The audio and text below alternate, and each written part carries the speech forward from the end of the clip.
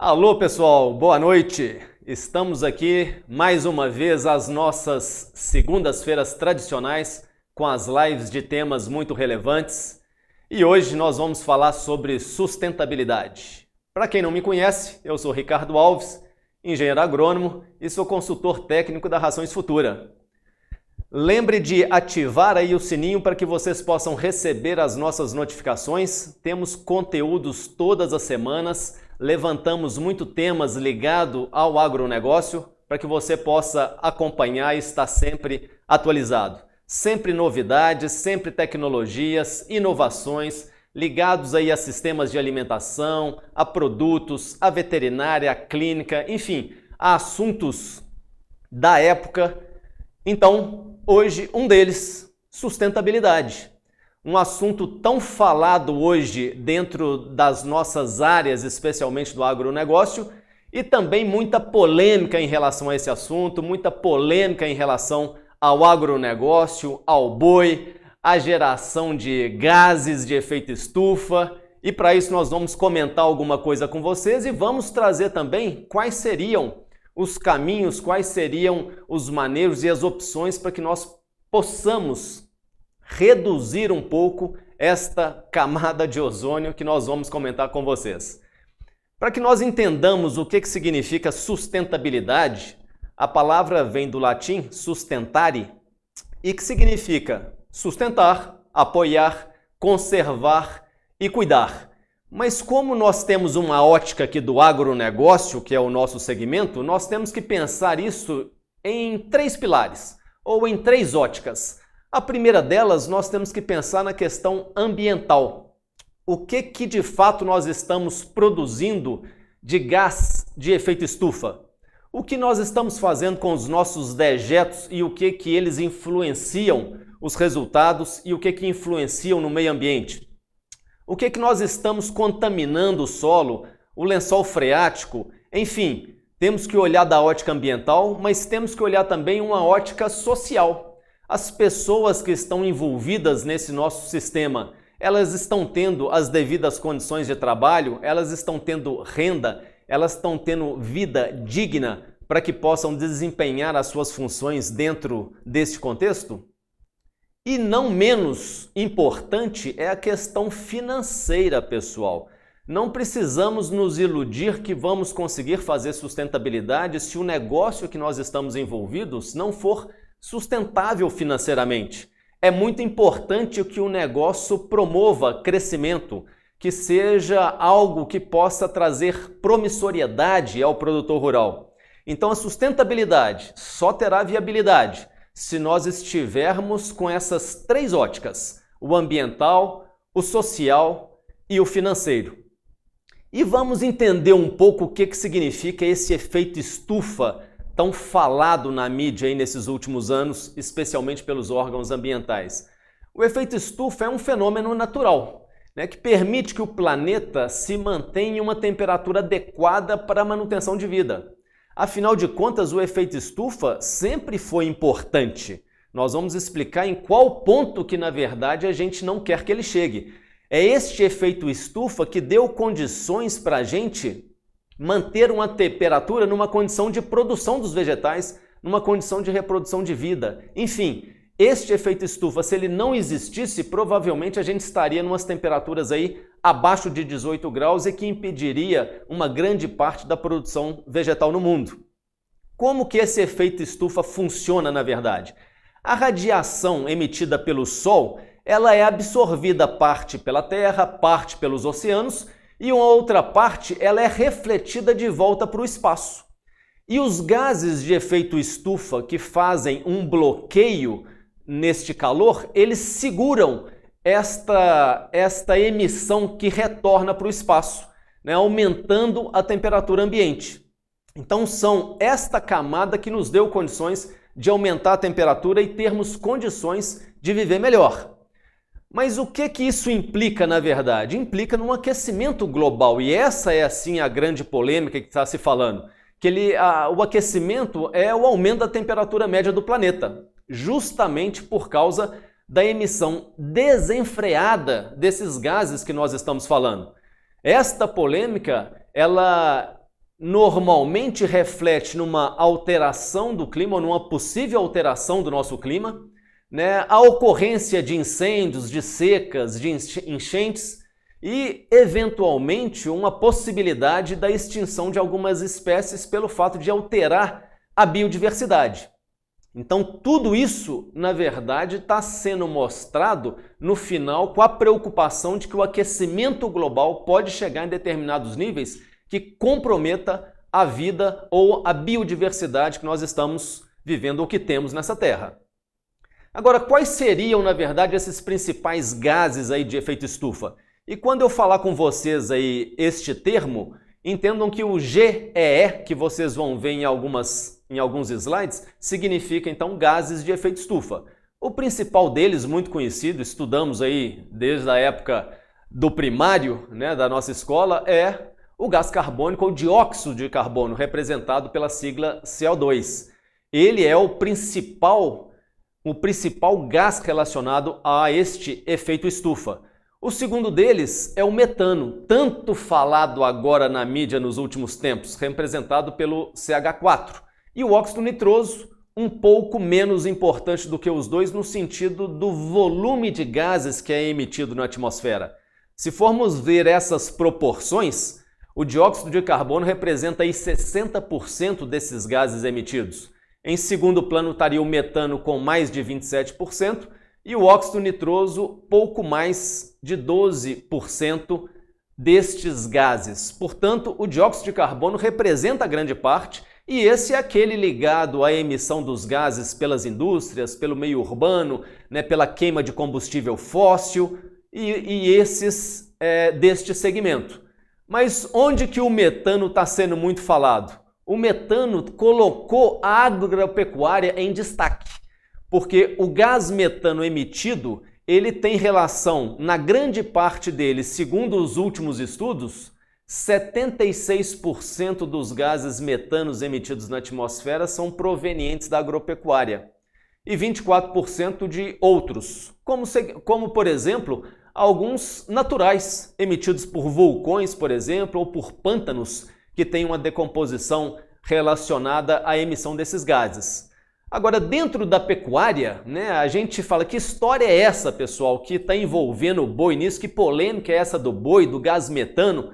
A agropecuária, considerada como origem antrópica, ou seja, de origem que o homem exerceu alguma ação, é que a gente considera que promove esses gases de efeito estufa, provocado pela agropecuária.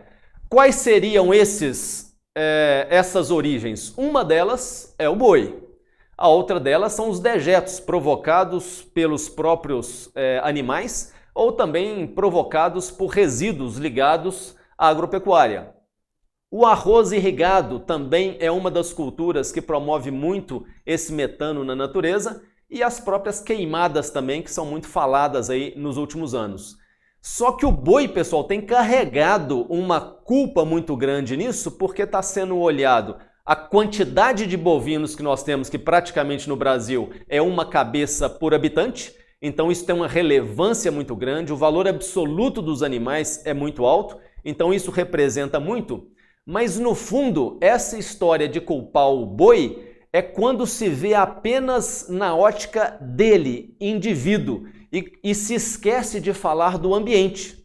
O ambiente em que o boi está se alimentando tem um certo equilíbrio. Inclusive, nós temos muitas situações em que o boi é considerado zero carbono, ou seja, ele não produz no equilíbrio dele um excedente de gases.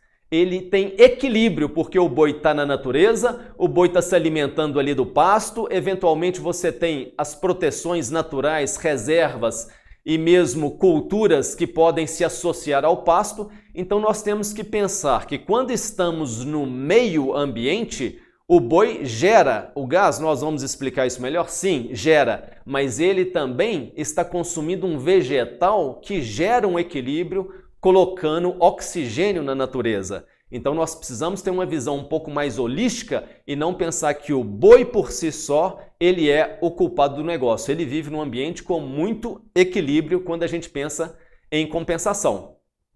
Mas como que funciona, na verdade, essa questão dos gases? Todos os animais ruminantes, e o boi é um deles, o bovino é um deles, eles têm uma grande câmara no estômago, que na verdade é representado por 4 estômagos, sendo o maior dele o rúmen, que ali recebe as fibras do capim, os volumosos, as outras alimentações concentradas, e ali um grupo ou uma cepa muito grande de bactérias promove uma fermentação daquele bolo para ajudar na digestão desse alimento e para transformar depois, ajudar a transformar essa fibra e esses alimentos em carne ou leite. Então, na verdade, é uma máquina muito perfeita de transformação. Agora, este líquido ruminal, ou este peso que existe ali dos alimentos, especialmente fibrosos, que tem um volume muito grande, é algo da ordem de 100 quilos quando você pensa num animal adulto. E isso em constante fermentação pelas bactérias ligadas à ruminação vão gerar um gás natural. Isso faz parte da fisiologia do animal ruminante. E este é o gás metano. Então, o animal tem sofrido, na verdade, uma grande... está sendo olhado com muito foco essa questão da produção de metano, porque é da fisiologia do animal e porque no Brasil nós temos uma quantidade muito grande de animal, afinal nós somos o maior rebanho comercial do mundo. Agora, esse gás foi produzido lá dentro. Obviamente que esse gás ele vai sair, ele não vai ficar contido dentro do animal.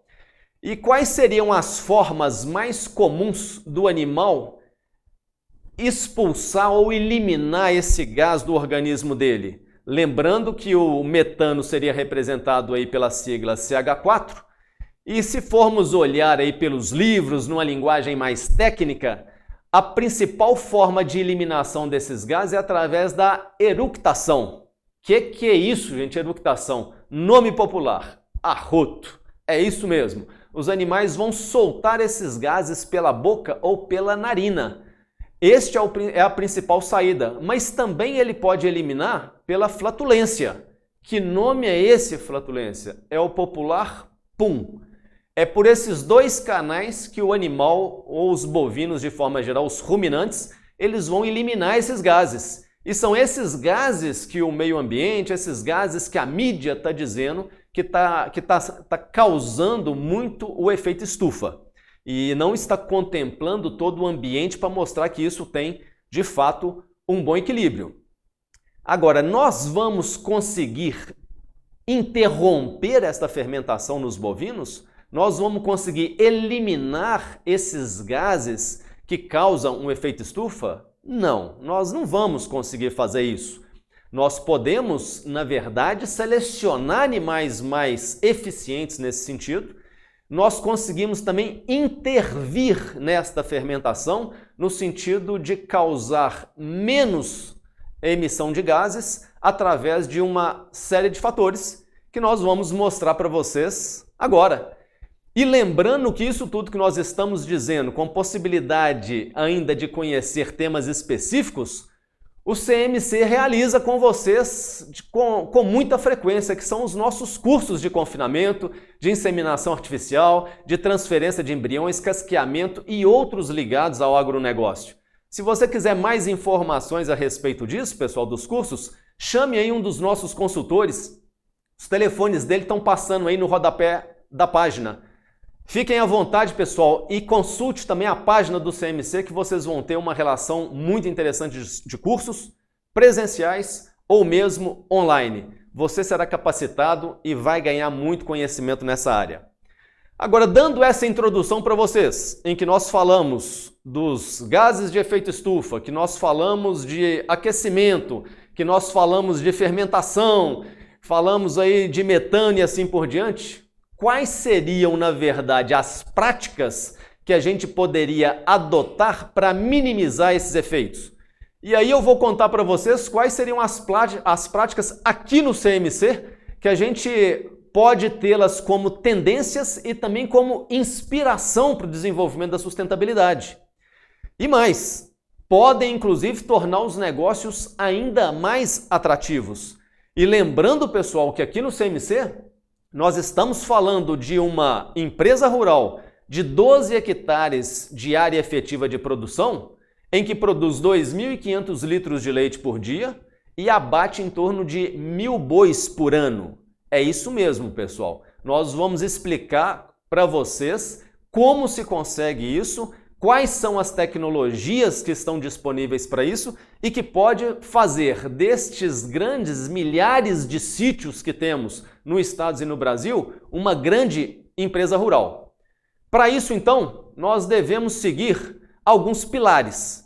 Existem basicamente 3 pilares que nós podemos adotar para reduzir a emissão desses gases de efeito estufa pelo bovino e também pelo ruminante, caso você seja criador de outros animais como bubalinos, como caprinos, ovinos. Primeiro deles, nós podemos intervir na fermentação do rumen dos bovinos. De que maneira? Afinal de contas, aquilo lá é fechado, aquilo lá você não tem acesso, aquilo lá você não está vendo. Sim, nós temos condições de intervir, basicamente por 2 maneiras. Uma delas é o uso de aditivos alimentares, e outro seria pela suplementação alimentar a ser usada, quantidade e tipos de suplementação. Nós podemos já falar um pouco sobre isso, mostrando alguns produtos tecnológicos, que seriam produtos de alto desempenho e de alta tecnologia, e o primeiro deles podemos dizer do Prontogel e do Babygel.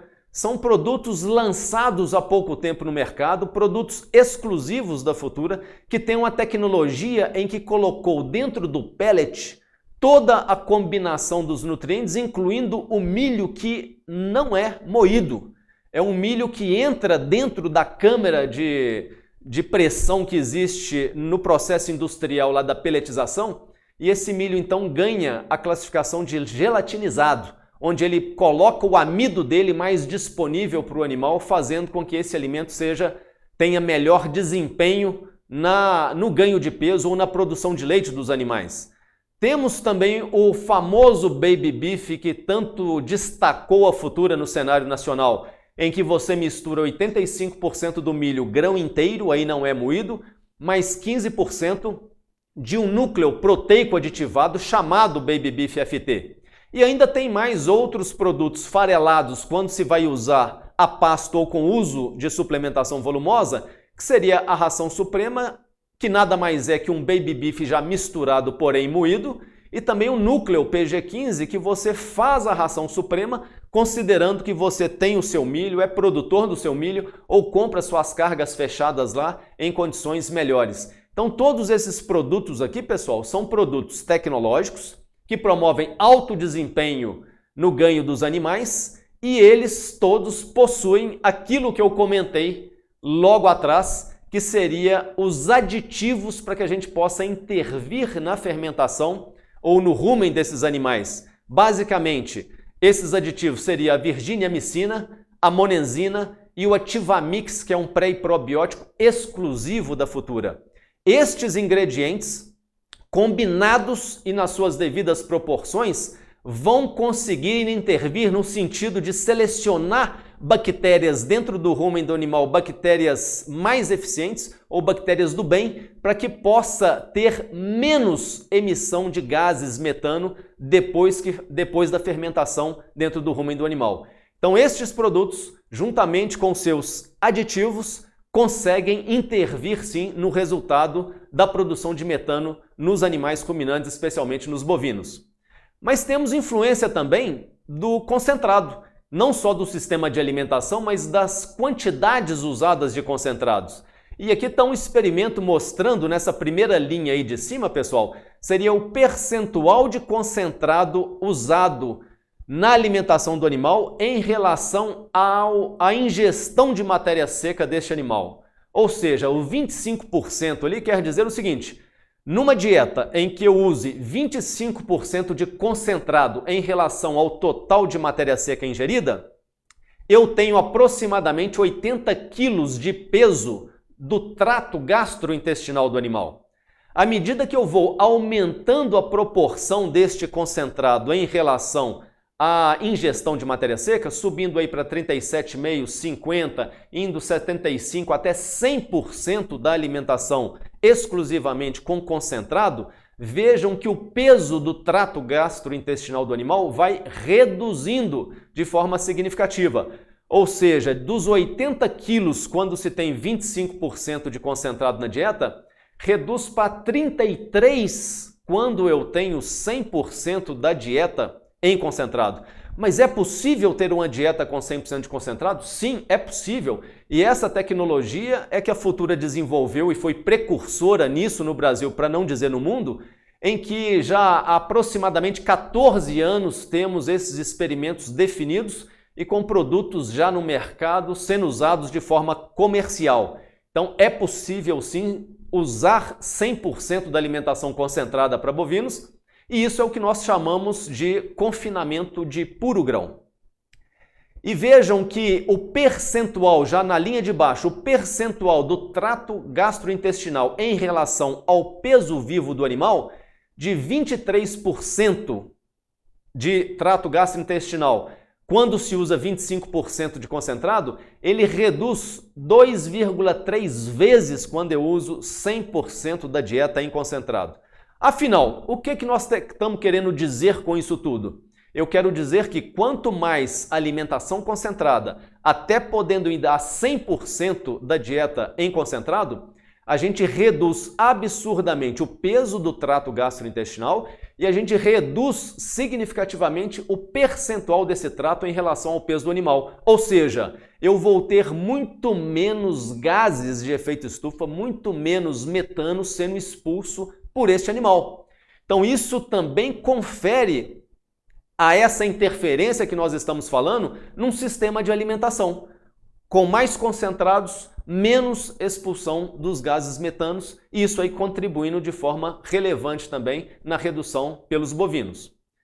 Dentro desses pilares, nós temos também um segundo ponto, que seria a eficiência nos sistemas de alimentação para encurtar o ciclo de produção do bovino, ou seja, como fazermos para esse animal aumentar a sua precocidade. Quanto antes ele terminar, menos gases ele também colocou na natureza ou na atmosfera. E esta precocidade também tem uma relação direta com o giro.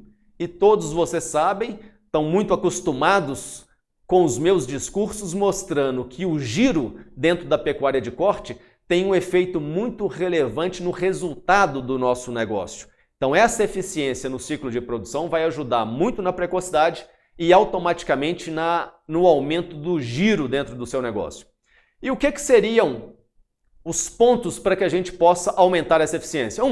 O sistema de alimentação a ser adotado, a genética que eu tenho dos animais ou os cruzamentos, o conforto ou o ambiente que eu estou colocando nesses animais. Tudo isso tem uma relação com esta eficiência. E esse slide mostra para vocês um ponto em dados, em pesquisa, e isso já tem décadas que foi analisado. Vejam que para eu levar um animal de 150 quilos de peso vivo até 450 quilos de peso vivo, se eu adotar uma dieta em que o ganho de peso desses animais será de 200 gramas por dia, 250 gramas por dia, primeiro, eu vou gastar 1.200 dias para conseguir chegar com este animal nesse peso. E nós vamos gastar, pessoal, é aqui que mora essa questão da grande redução dos gases. A gente gastaria mais de 7.300 quilos de matéria seca para que esse animal conseguisse chegar nesse peso. Mas veja lá na outra ponta, se eu adotar um sistema de alimentação ou uma dieta em que eu consiga imprimir 1,1 kg por dia na média para esse animal, e nesses sistemas que nós mostramos aí, dieta de puro grão ou mesmo de alto grão, nós conseguiríamos ganhar esse 1,1 kg com alguma facilidade, mas vejam o quanto reduz a necessidade de matéria seca para esse animal chegar nesse peso. Menos de 2.000 quilos de matéria seca. Ou seja, aquele tanto de gás que o animal promoveu por causa da entrada de grande volume de pasto, de capim, eu saio de 7.300 de necessidade para menos de 2.000 quilos de necessidade. Obviamente que eu gerei muito menos metano para que esse animal conseguisse chegar nesse peso. E não estou nem dizendo aí a questão dos nutrientes. Veja a proteína, por exemplo. eu gastaria mais de 650 quilos de proteína no caso de uma dieta de 250 gramas por dia e passo a necessitar apenas de 220 quilos da proteína numa dieta em que eu teria 1,1 kg de média. Então, este slide talvez represente o ponto mais relevante da economia que a gente poderia ter da emissão de gases, considerando o sistema de alimentação mais tecnológico de mais alto ganho de peso. Existem outros sistemas e o CMC está dentro dele e utilizando esse sistema também como segundo sistema seu para o gado de corte, que seria o semi-confinamento. O que seria semi-confinamento? É o uso de suplementação concentrada para os animais, tanto na seca quanto nas águas, em que os animais têm acesso a uma pastagem de boa qualidade, bem manejada, e todos os dias eles vão chegar na área do rendodel ou da pista de trato, seja lá como que vocês definem esse local, é onde tem ali uma área de descanso, tem a água, tem o coxo de sal mineral. Eles todos os dias terão acesso a esta área para consumir uma quantidade de concentrado, seja ela no sistema do médio grão, que varia de 0,6 a 1,3% de concentrado em relação ao peso vivo dos animais, como a dieta de alto grão, que a gente considera ser acima de 1,3% do peso vivo do animal, já para os animais em fase final de terminação ou na fase de acabamento. Esse sistema de semi-confinamento também trouxe uma redução nessa emissão de gases porque é um animal mais precoce com esse sistema de alimentação. Um animal que antigamente a gente esperava 3, 4 anos para que ele estivesse no ponto de abate, nós estamos falando de animais num sistema desse sendo abatido com 24 a 26 meses de vida. Então isso também alterou muito e ajudou muito na questão da emissão dos gases. Mas mais intensificado do que o semi-confinamento seria o confinamento de puro grão. Sim, e é este daí um confinamento muito tradicional da Futura. Essa imagem é do CMC, são das nossas instalações e que há muitos anos atrás nós instituímos o programa chamado Salve o Bezerro Macho Leiteiro. Todos nós sabemos nessas bacias de leite onde tem nascimento de machos de origem holandesa ou de raças mais especializadas, esses machos mostraram desempenhos muito aquém do interesse do produtor quando ele é julgado a pasto. Nesses sistemas nossos de pastagem tropical, com muito calor no verão, com pasto seco e de baixa qualidade na fase de transição e pior ainda na fase da seca, estes animais, por terem uma genética europeia, são altamente exigentes em nutrientes, em uma dieta balanceada. E o sistema tradicional nosso de pasto não foi adequado ou suficiente para que esse animal tivesse resultados ou desempenhos economicamente atrativos.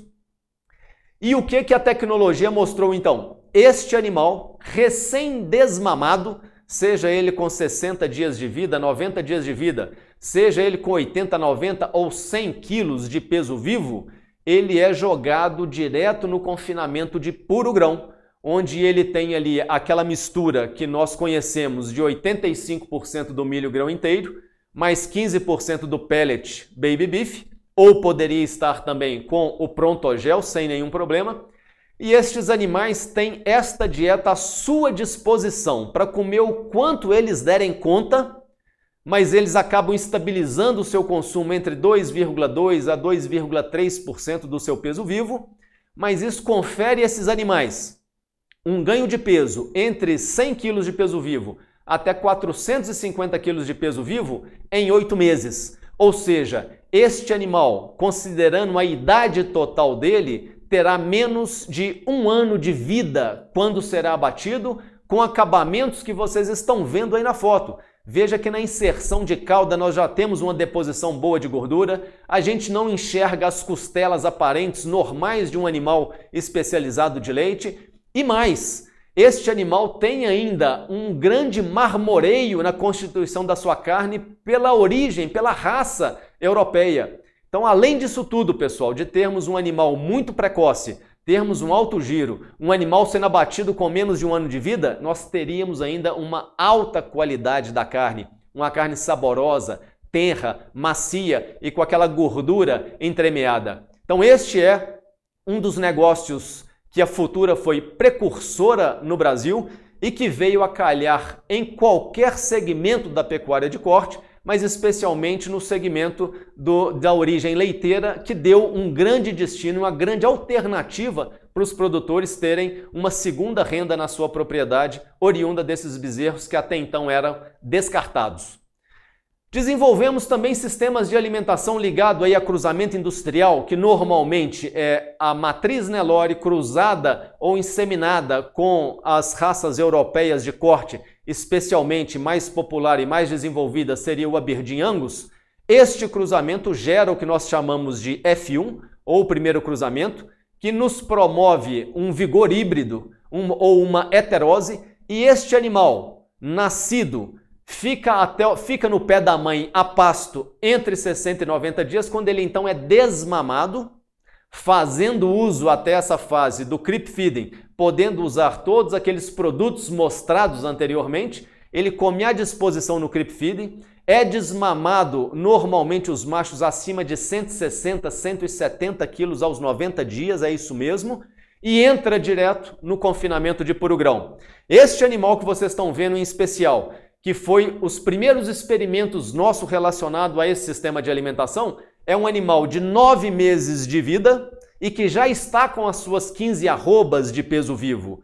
Vejam bem, nós estamos falando de um animal de cruzamento industrial que chegará às 18 arrobas de peso vivo com menos de 12 meses de vida. E com os rendimentos de 56% a 58% de carcaça, nós estamos falando acima de 20 arrobas na carcaça. É isso mesmo. Isso são sistemas de alimentação tecnológicos, inovadores e que também estão ajudando na questão da emissão dos gases. Este é o animal que nós intitulamos Novilho 10. Este é um nome de identidade da Futura que lançou no mercado este produto e nós consideramos ele então como o Novilho 10. Mas nós fomos ainda um pouco mais longe e criamos também a Novilha 10.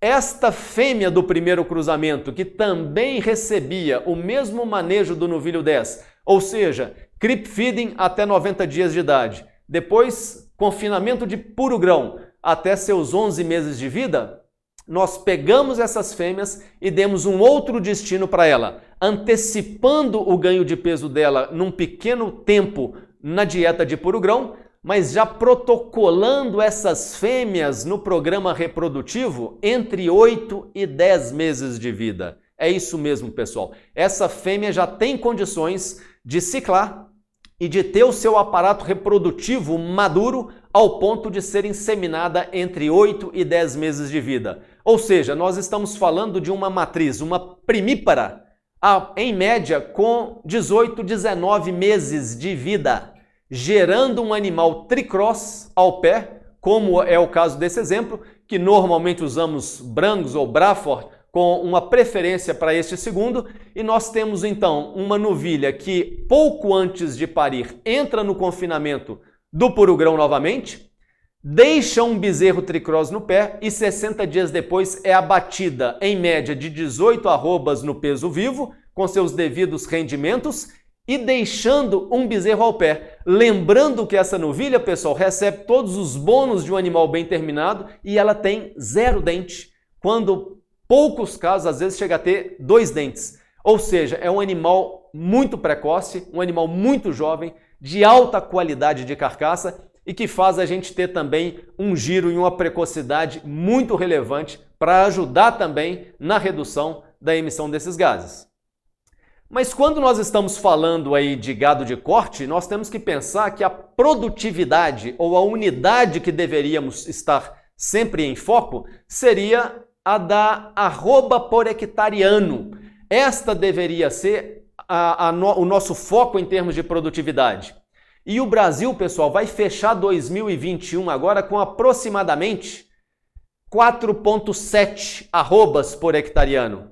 Ano passado ficou em 4,2, temos aumentado de forma significativa. Essa curva vermelha que vocês estão vendo aí é o crescimento da produtividade em arrobas por hectare ano no Brasil nos últimos anos, ou seja, vem aumentando de forma relevante. Esta curva azul mostra a redução da área de pastagem no Brasil. A cada ano a gente perde em torno de 1 milhão de hectares de pastagem. Então a única solução para a gente crescer na pecuária é no aumento da produtividade.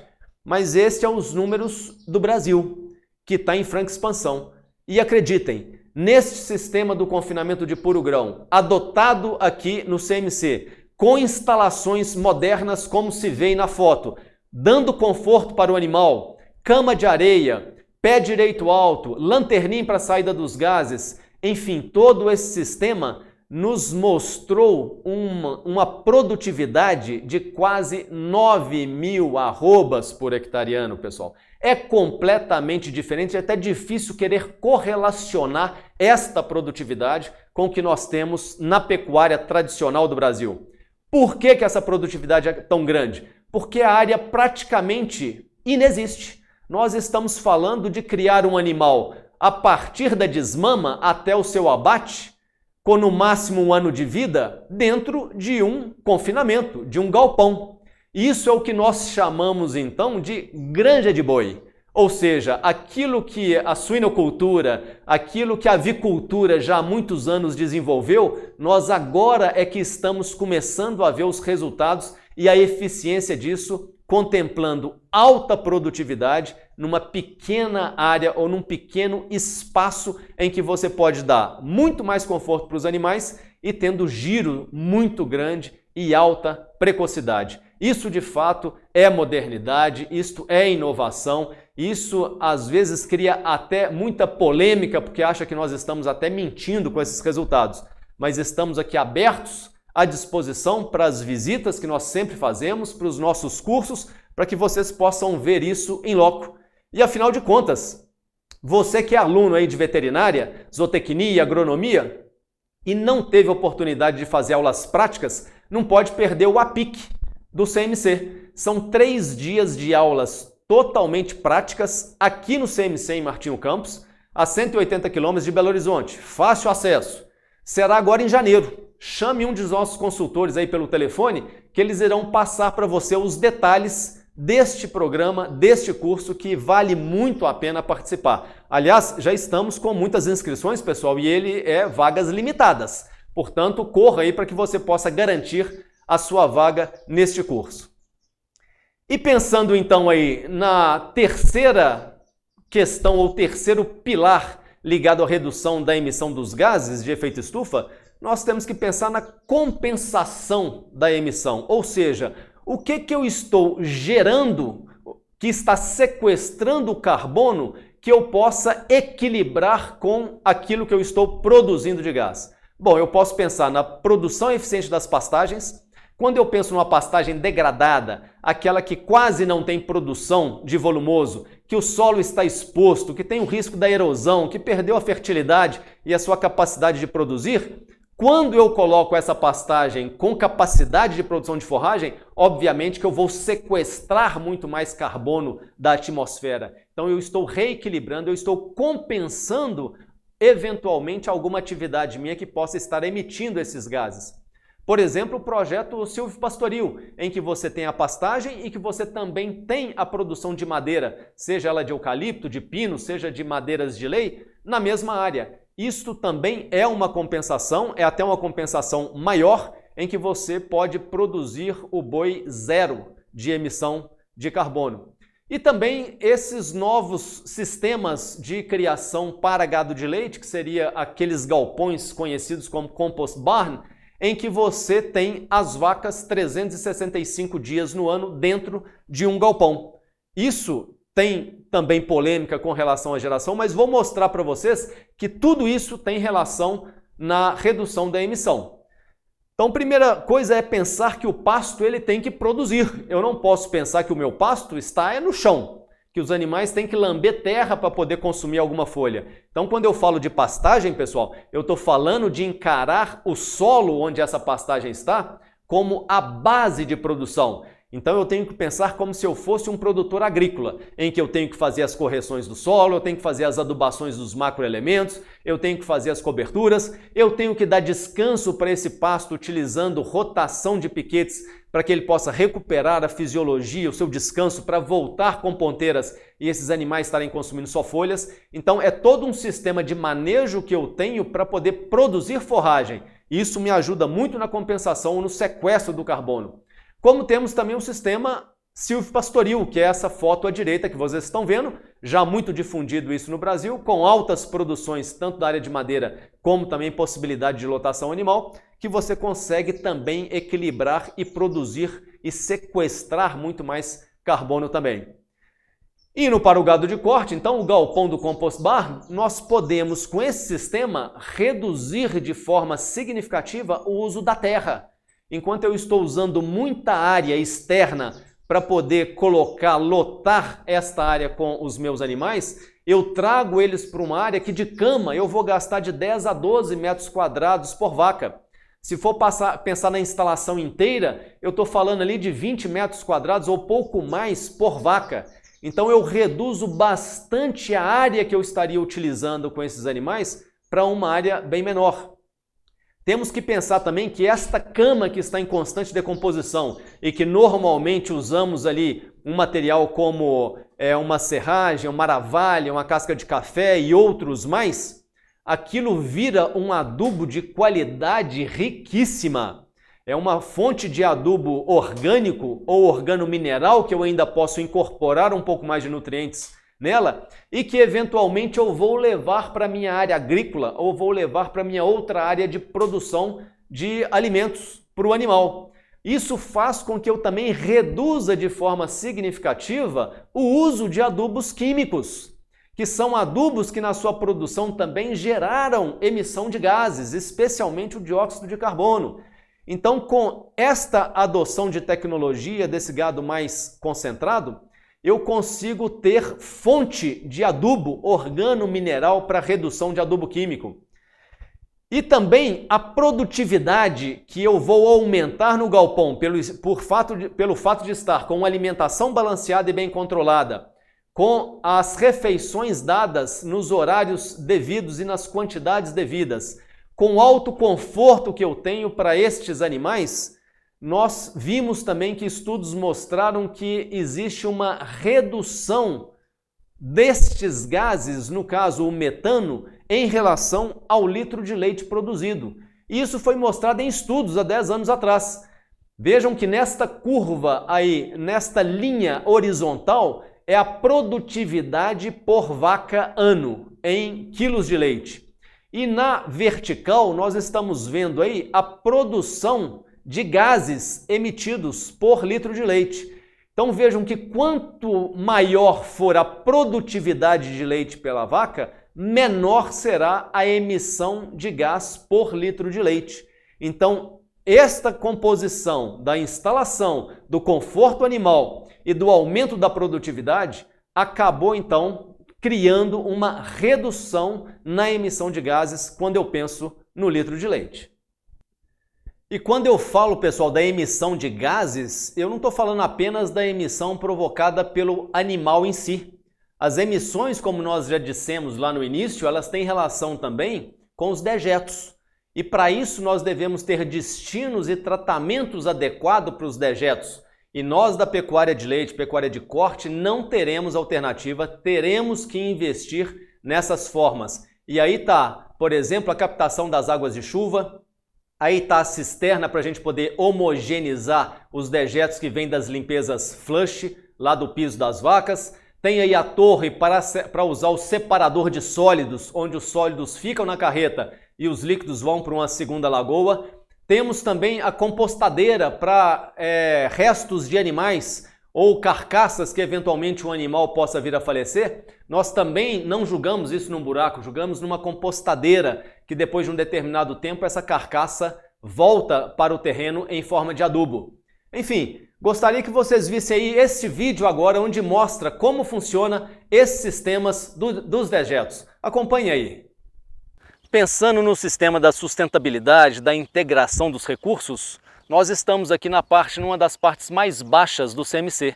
E todo o sistema de drenagem aqui do complexo, ele faz com que as águas de chuva, de telhados, venham cair aqui, neste mataburro.